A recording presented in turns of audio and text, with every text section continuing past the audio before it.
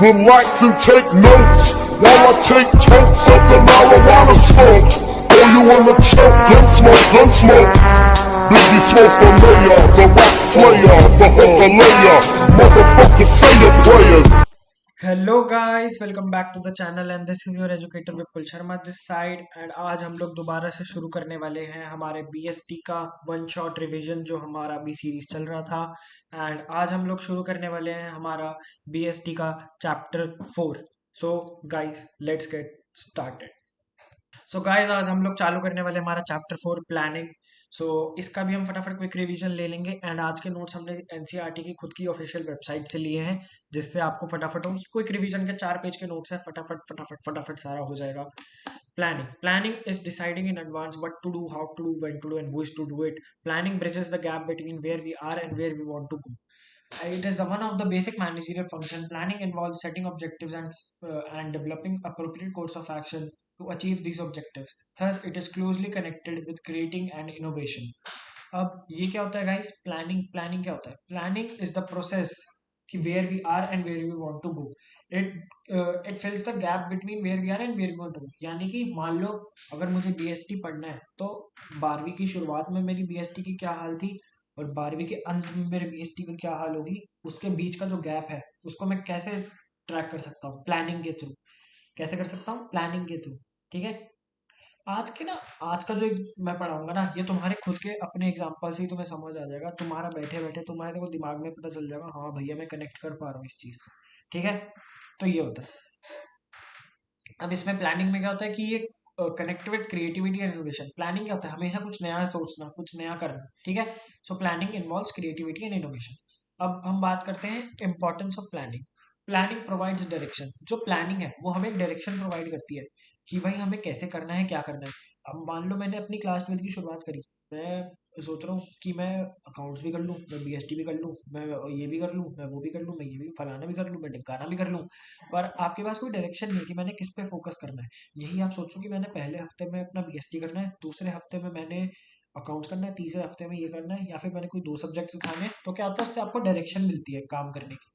तो क्या होता है? Planning provides direction. ठीक है। सेकेंड है planning reduces the risk of uncertainty.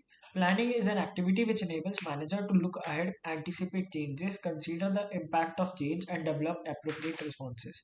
अब प्लानिंग से क्या होता है? रिस्क कम हो जाता है कि मान लो आगे चल के आप पढ़ाई नहीं कर पाए, तो आपके पास एक प्लान होगा कि मैंने अब इस प्लान के हिसाब से मैं क्या क्या चेंजेस कर सकता हूँ, इस प्लान में मैं क्या अलग डिफरेंसेस ला सकता हूँ। तो इससे क्या होगा? अनसर्टेनिटी का रिस्क कम हो जाएगा।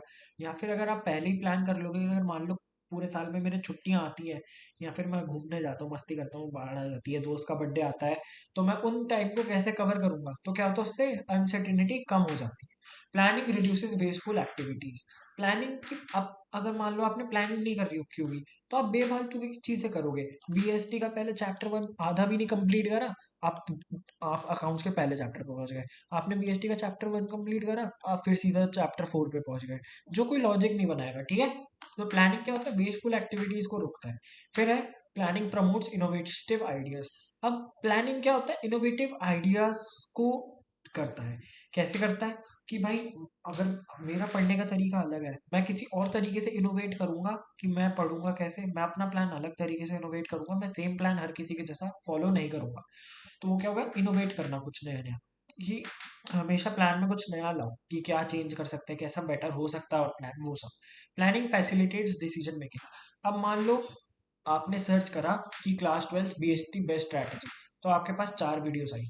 उन 4 वीडियोस में अलग अलग स्ट्रैटेजीज लिखी है कि आपने कैसे पढ़ना है, क्या पढ़ना है। तो आपको क्या करना है उसके बाद? वो 4 वीडियोस में से कोई आपने एक वीडियो सेलेक्ट करनी है। वो एक वीडियो आप सेलेक्ट करोगे, वो होगी बीसीएल की, ब्राइट कॉमर्स लर्निंग की। ऐसे वीडियो होगी ना, वो आपने सेलेक्ट करनी है। ठीक है। वो आपने देखनी है। तो क्या होगा उससे? आपको पता चल जाएगा कि मैंने आपने ना 4 वीडियोस देख के आपको एक का डिसीजन बनाना पड़ेगा कि उन चारों में से मैंने किसकी वीडियो को फॉलो करना है।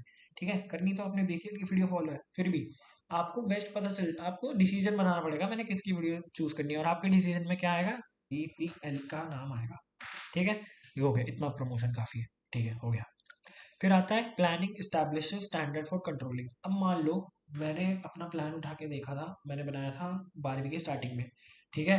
अब अगस्त आ गया है, तो मैं प्लान देखूंगा उठा के और अपनी करंट सिचुएशन देखूंगा कि क्या डिफरेंस है। मेरे प्लान के हिसाब से मेरे 4 चैप्टर हो जाने चाहिए थे, पर मेरे हुए 3 चैप्टर या 2.5 चैप्टर या 3.25 चैप्टर, 3.5 चैप्टर। तो मैं देखूंगा कि भाई क्या क्या दिक्कत आ रही है, मैंने क्या गलत करा है, मैं कहाँ गलत गया, और मैं उसके हिसाब से उस पर काम करूंगा। तो क्या होता है, स्टैंडर्ड्स फॉर कंट्रोलिंग, यानी कि चेक करने के कंट्रोल स्टैंडर्ड सेट करता है कि मेरे को यहाँ होना चाहिए था और मैं यहाँ हूँ, तो मैंने क्या गलत करा। फिर आता है limitations of planning. Planning leads to rigidity. अच्छा, अब प्लानिंग क्या होता है, वो आपको रिजिड बना देता है कि भाई हफ्ते में अगर 9 से 4 आपने, सॉरी, 2 से 4 आपने बीएसटी पढ़नी है, तो आप 2 से 4 बीएसटी ही पढ़ोगे, आप कुछ नहीं और नहीं कर सकते उस 2 से 4 में। तो प्लानिंग क्या होता है, वो आपको रिजिड बना देता है। Planning may not work in dynamic environment. अब प्लानिंग वही जो मैंने एग्जांपल दिया था कि मैंने प्लान बनाया था 2 से 4 मुझे बीएसटी पढ़ना है, पर वही 2 से 4 किसी दिन आ गया कि बट दोस्त का बर्थडे आ गया, तो मैं वहां चला गया, या बाढ़ आ गई, या बुआ के बेटे की शादी आ गई, तो क्या होगा, मैं वहां चला जाऊंगा, तो क्या होगा, मेरा प्लान खराब हो जाएगा। प्लान उस टाइम मेरी हेल्प नहीं करेगा उस टाइम को कवर करने में। तो वो क्या होता है, डायनामिक एनवायरनमेंट होता है, अनसर्टेन होता है, जो ग्रेजुअली चेंज होता रहता है, और आप फ्यूचर को एंटिसिपेट नहीं कर सकते। अगर मान लो आज मैं 2 से 4 बीएसटी कर पा रहा हूँ, कल 2 से 4 में कर नहीं पाऊंगा या नहीं कर पाऊंगा, ये आप नहीं बता सकते। क्या पता कल 2 से 4 आपको कुछ और काम आ जाए, ठीक है। तो वो डायनामिक एनवायरनमेंट में वर्क नहीं करता। Planning involve huge cost. Planning में भाई बड़ा खर्चा लगता है, भाई कंपनीज अंधा पैसा लगा देती थी प्लान करने में कि तो इतने अच्छे अच्छे लेवल पे एम्प्लॉय हायर करने पड़ते हैं सबसे पहले मैनेजमेंट के अंदर ही कंपनी को, कि भाई तू प्लान बनाएगा, हमारे सब करेगा। And planning is time consuming. Planning में टाइम भी बड़ा लगता है यार। एक तो प्लान करो पे एक महीने, एक दो दो तीन तीन महीने लग जाते हैं कंपनी को प्लान करने में। ऐसे ही अगर आप लोग प्लानिंग करते रहोगे तो फिर टाइम कंज्यूम होगा। वो जो प्लानिंग करने में भी आपका टाइम लग रहा है, वो भी तो टाइम आपका जा रहा है ना, तो वो क्या होता है, टाइम कंज्यूमिंग होता है। फिर है planning does not guarantee success. जो प्लानिंग है वो सक्सेस गारंटी नहीं करती कि आपकी सक्सेस होगी या नहीं होगी। अगर मैंने आज प्लान बनाया कि मैंने बीएसटी ऐसे पढ़ना है और 100 स्कोर करना है, तो ये चीज गारंटी नहीं करती कि मेरे 100 स्कोर होंगे ही होंगे, ठीक है। Planning reduces creativity. In planning क्या होता है कि मान लो मैनेजर के पास आप गए और मैनेजर ना एक प्लान को फॉलो कर रहा है, तो आप कहे कि नहीं सर हम ये चेंजेस कर सकते थे, वो क्या मानने से मना कर दे, कहेगा नहीं, हम ट्राइड एंड टेस्टेड प्लान भी चलेंगे, हम कुछ नया कर ही नहीं रहे, जाओ तुम्हारी क्रिएटिविटी कहीं भाड़ में, मुझे कोई काम नहीं है आपकी क्रिएटिविटी से। वो आपको बेकार कर देगा, वो मना कर देगा। तो उससे क्या होता है, प्लानिंग रिड्यूसेस क्रिएटिविटी। आप ये लोग पढ़ सकते हो नोट्स, मैं भी पढ़ इसलिए नहीं रहा क्योंकि कुछ भी नहीं है, सिंपल लैंग्वेज है, एनसीईआरटी की ही लैंग्वेज है। आप लोगों को नोट्स मिल जाएंगे आराम से, टेंशन लेने वाली कोई बात ही नहीं है। फिर second external limitation. External limitation में क्या बताना किसी को, change in government policies, natural calamity, फलाना ढिमकाना, बाढ़ आ गई, आतंकवाद आ गया, तुम्हारे स्कूल में टेररिस्ट का अटैक हो गया किसी दिन, तो तुम पढ़ ही नहीं पाए, भाई प्लानिंग खराब हो गई, तुमने तुमने तो स्कूल का टाइम टेबल खराब हो गया, स्कूल का प्लान खराब हो गया, टेररिस्ट अटैक आ गया, तुम्हारी क्रश क्रश को तुमने बचा लिया, तुम्हारा बचपन का सपना पूरा हो गया, ठीक है। नंबर लाने पर इसमें क्या दिक्कत आ सकती है, भाई मेरे भाई का बर्थडे आ गया तो मेरी कंसिस्टेंसी कैसे रहेगी, ठीक है। मेरा चैप्टर, इसमें चैप्टर नंबर 3, 4, 10, 12 जो भी है सबसे डिफिकल्ट चैप्टर है, तो क्या होगा, जो क्या दिक्कतें परेशानियां, या फिर इसमें लिखना बहुत पड़ता है यार, लिखूंगा कैसे, केस स्टडी सॉल्व कैसे करूंगा, तो आप ये सब पहले देखोगे कि मैंने इन 100 नंबर के टारगेट को अचीव करने में क्या क्या दिक्कतें आ सकती हैं मुझे, आप ये देखोगे। फिर तीसरा, identifying the alternative course of action. अच्छा, अब इन सबको आप कैसे कर सकते हो सॉल्व। आप इन सबको देखोगे, सारे पॉसिबिलिटीज को देखोगे, फिर आप क्या करोगे, आइडेंटिफाई करोगे कि क्या क्या ऑल्टरनेट हम देख कर सकते हैं इसको सॉल्व करने के लिए। फिर आप इवेल्युएट करोगे कि मेरे लिए सबसे बेस्ट कौन सा होगा, उन सारों में से, उनमें से सबसे बेस्ट जो होंगे, टॉप 5 जिनको, या टॉप 10 जिसको भी कह सकते हो, उन टॉप 10 कोर्सेज को आप इवेल्युएट करोगे, ठीक है। फिर सेलेक्टिंग एन ऑल्टरनेटिव। आप फिर उन सब में से, उसमें से एक को सेलेक्ट करोगे कि मैंने इसके लिए क्या करना है, इसके लिए क्या करना है, इसके लिए क्या करना है। फिर आप क्या करोगे, इम्प्लीमेंट कर दोगे, उसको इम्प्लीमेंट कर दोगे, जिससे क्या होगा, वो काम आपका जल्दी, मतलब अच्छे से हो जाएगा, जल्दी नहीं अच्छे से हो जाएगा, ठीक है। आप उसको इम्प्लीमेंट कर दोगे, ठीक है। फिर follow up action. Follow up action की आप देखोगे कि भाई मैं अपने प्लान को अच्छे से फॉलो कर रहा हूँ या नहीं कर रहा हूँ, अपने प्लानिंग पे अच्छे से काम कर रहा हूँ या नहीं कर रहा हूँ, ठीक है। तो ये होता है फॉलो अप एक्शन। फिर आता है types of plan. Types of plan में क्या होते हैं, single use plan and standing plan. Single use plan क्या होते हैं? सिंगल यूज प्लान वो प्लान होते हैं जो आपने एक ही बार यूज करने होते हैं, वो हर साल चेंज होते रहते हैं। जैसे सिंगल यूज प्लान एक ही बार यूज होंगे, ठीक है। और जो हर साल एक ही बार यूज होंगे, एक ही बार यूज होंगे, उसके बाद वो प्लान दोबारा नहीं यूज हो सकता, किसी भी केस में वो प्लान दोबारा यूज नहीं होगा, ठीक है। फिर types of single use plan क्या होते हैं? पहला होता है programme. A programme is a single use plan containing detailed statement about objective outline the objective policy procedure rule task physical and human resource required to implement any course of action. यानी कि मुझे क्या काम करना है, उसके लिए मुझे क्या क्या चाहिए होगा, वो होता है प्रोग्राम के अंदर। कि मुझे कितना बंदा चाहिए होगा, क्या पॉलिसी होगा, प्रोसीजर होगा, क्या रूल्स होंगे, उसके टास्क होंगे, वो होते हैं प्रोग्राम के अंदर। वो हर एक ऑब्जेक्टिव के लिए एक ही बार बनता है और वो हर बार चेंज होता रहता है, ठीक है, वो सेम नहीं रहेगा। ऐसे ही होता है दूसरा बजट।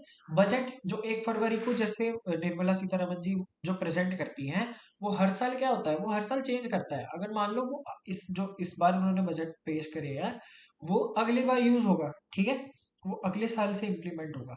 तो वो क्या होता है, वो बजट हर साल चेंज होता है। बजट किसी भी साल सेम नहीं रह सकता, हर साल के लिए एक नया बजट आता है। कोई ये नहीं होता, मान लो 2014 को मोदी जी की सरकार बनी थी, तो 2014 से लेके 2024 तक 10 साल हो गए हैं, तो 10 नए बिल बजट आ चुके हैं इंडिया के लिए। ये नहीं कि जो 2014 में जो बिल बजट बनाया था वो आज भी उतना ही यूज कर रहे हैं।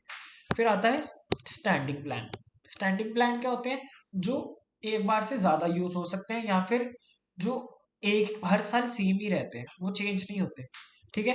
पहला है ऑब्जेक्टिव। कंपनी का ऑब्जेक्टिव कभी भी चेंज नहीं होता। कंपनी का ऑब्जेक्टिव क्या होता है? Profit maximisation. वो कभी चेंज नहीं होगा, वो हर साल सेम रहेगा कि उन्हें प्रॉफिटेबल रहना है, उन्हें अपनी सेल्स इंक्रीज करनी है, उन्होंने अपना आरओआई अच्छा करना है। तो वो क्या होता है? ऑब्जेक्टिव वो हमेशा सेम रहता है, वो कभी चेंज नहीं होता। दूसरा स्ट्रैटेजी। जो स्ट्रैटेजी होती है, वो सिचुएशन, थ्रेट एंड अपॉर्चुनिटीज को वो कैसे हैंडल करेंगे, वो होता है। उनकी स्ट्रैटेजी हमेशा सेम होती है। स्ट्रैटेजी उनकी हमेशा सेम रहती है, जिससे वो चेंज नहीं होती। कि वो कैसे काम करेंगे, किस तरीके से काम करेंगे, किस मीडियम को सिलेक्ट करेंगे, क्या होगा, कैसे होगा। फिर आता है पॉलिसी। पॉलिसी का सबसे बेस्ट एग्जाम्पल, ठीक है, सबसे बेस्ट एग्जाम्पल क्या है? हमारे यहाँ ऐसा ही होता है। हमारे यहाँ तो ऐसा ही होता है, ठीक है। पॉलिसीज क्या क्या होता है कि मान लो जैसे एग्जांपल दे रखा है, selling goods on only cash basis, कि भाई हमारी तो पॉलिसी है कि हम सिर्फ कैश में सामान देते हैं, हम और कोई ऑनलाइन पेमेंट लेते नहीं। जैसे होलसेल मार्केट चले जाओ किसी भी सिटी की, वो हमेशा कैश ही मांगेंगे, वो कभी भी हम ऑनलाइन नहीं मांगेंगे, क्योंकि वो टैक्स से बचना चाहते हैं। तो वो क्या करेंगे, वो सिर्फ कैश बेसिस पे काम करेंगे। या फिर मान लो जैसे दिल्ली मेट्रो है, दिल्ली मेट्रो में क्या है कि 2 कोचेज जो है वो हमेशा रिजर्व लेंगे लेडीज के लिए। तो वो क्या है, पॉलिसी है दिल्ली मेट्रो की, कि हमारे यहाँ की पॉलिसी है कि हम तो भाई 2 कोचेज वुमेन्स के लिए रिजर्व रखेंगे। कि हमारे यहाँ तो ऐसा ही होता है, जो कि मैंने एग्जांपल दिया। फिर आता है प्रोसीजर। जो प्रोसीजर है, जो प्रोसीजर है वो हमेशा सेम रहेगा, वो कभी भी चेंज नहीं होगा। अगर एम्प्लॉय सेलेक्ट करना है किसी कंपनी को, तो वो प्रोसेस एक ही फॉलो करेंगी। आपको चाय बनानी है, सिंपल एग्जांपल, आपको चाय बनानी है, आप एक ही प्रोसेस को फॉलो करोगे। आप उसमें दूध की जगह वो नींबू का रस नहीं डाल दोगे, आप उसमें पानी की जगह ग्रीन वो नहीं डाल दोगे, क्या कहते हैं, विनेगर नहीं डाल दोगे, ठीक है। चाय बनाने का प्रोसीजर कैसा रहेगा? सेम रहेगा हमेशा। वो डिफर कर सकता है हर किसी से, पर प्रोसेस सेम रहेगा, जो बेसिक प्रोसेस होते हैं वो सेम होता है। ऐसे ही रूल होते हैं, जो रूल होते हैं वो हमेशा सेम रहते हैं, एक कम हर किसी के लिए, वो कभी रूल्स चेंज नहीं होते। कि अगर मान लो ऑफिस के अंदर आपको सिगरेट पीना मना है, तो वो मना ही है। आपको स्कूल के अंदर फोन चलाना मना है, तो वो मना ही है, ठीक है। वो कभी चेंज नहीं होगा कि नहीं इस साल हम अलाउ कर देते हैं फोन चलाना, अगले साल मना कर देंगे, इस बार हम सिगरेट पीना अलाउ कर देते हैं, अगली बार मना कर देंगे। तो वो रूल चेंज नहीं होते। फिर होते हैं मेथड। मेथड क्या होता है कि वो क्या बेस्ट मेथड जो वो अप्लाई करेंगे, वो हर साल सेम होगा। कि जो मेथड होना चाहिए वो कॉस्ट इफेक्टिव होना चाहिए, जल्दी होना चाहिए, अच्छे से इफेक्टिव एंड एफिशिएंट होना चाहिए। तो मेथड भी क्या होता है, मेथड भी जो एक प्लान होता है वो भी हर साल सेम रहता है, वो भी चेंज नहीं होता, ठीक है। तो ये था गाइस आप लोगों का प्लान। ये जो है लास्ट में एक सेकंड मैं बता दूं, ये डिफरेंस है, ये छोटा सा डिफरेंस है single use plan and standing plan के बीच में। ये वाला आप लोग आराम से कर सकते हैं, ये पढ़ लीजिएगा, ठीक है। सो गाइस इसी के साथ हमारा चैप्टर 4 प्लानिंग का one shot revision, quick revision खत्म होता है। इससे आप लोग फटाफट इसको सीख सकते थे। So guys this was the lecture today. आज हमने हमारा बीएसटी का चैप्टर 4 खत्म कर लिया है, प्लानिंग का। I hope you guys like the video, and if you like the video please subscribe to our channel, Telegram channel को ज्वाइन कर लीजिए, subscribe to our channel also, like the video, comment, share. आप अपने सारे दोस्तों के साथ share कर दो। बहुत ही जल्द आपके एग्जाम शुरू होने वाले हैं और बहुत ही जल्द मैं इससे भी बड़ा कुछ लेके आने वाला हूँ, जो कि हमने प्लान कर रखा था during their your exams, and वो वाला भी हम पार्ट अच्छे से करने वाले हैं। So guys this was the lecture today. आज हमने हमारा बीएसटी का चैप्टर 4 खत्म कर लिया है, प्लानिंग का। I hope you guys like the video, and if you like the video please subscribe to our channel, Telegram channel को ज्वाइन कर लीजिए, subscribe to our channel also, like the video, comment, share. आप अपने सारे दोस्तों के साथ share कर दो। बहुत ही जल्द आपके एग्जाम शुरू होने वाले हैं और बहुत ही जल्द मैं इससे भी बड़ा कुछ लेके आने वाला हूँ, जो कि हमने प्लान कर रखा था during their your exams, and वो वाला भी हम पार्ट अच्छे से करने वाले हैं। एंड उसके अलावा हमारा टेलीग्राम चैनल ज्वाइन कर लीजिए। अब उस पर पूरी टीम बीसीएल हमारी बहुत अच्छे से काम कर रही है। आजकल हम उस पर डेली क्विजेस दे रहे हैं, आपकी टेस्ट सीरीज चला ही रहे हैं। आपको कुछ भी डाउट आता है तो हाँ, आप हमें कमेंट सेक्शन के थ्रू या टेलीग्राम चैनल के थ्रू आप हमें कभी भी कांटेक्ट कर सकते हैं। आप अवनीश भाई को कभी भी कांटेक्ट कर सकते हैं, मुझे पर्सनली आप कभी भी कांटेक्ट कर सकते हैं। आपको कोई भी हिचकिचाने की या हेजिटेट करने की जरूरत नहीं है। सो गाइस, आप सभी को ये वीडियो पसंद आई होगी, आई होप सो, एंड दोबारा आपको मिलेंगे कहीं ना कहीं, इसी चैनल पे मिलेंगे कहीं ना कहीं। क्यों, आपको जल्दी मिलेंगे दोबारा हम लोग एक नई वीडियो के साथ, एक नए चैप्टर के साथ। Till then take care everybody and bye bye. जय हिंद।